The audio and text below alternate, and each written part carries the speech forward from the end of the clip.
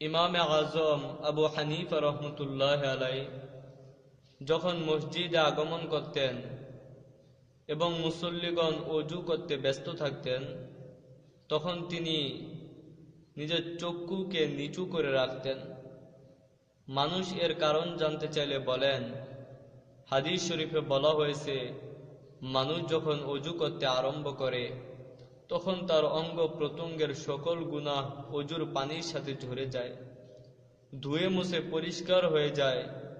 যখন কুলি করে তখন মুখের সকল গুনাহ ঝরে যায়।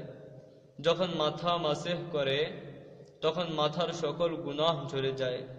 যখন পা ধৌত করে তখন পায়ের সমস্ত গুনাহ ঝরে যায়।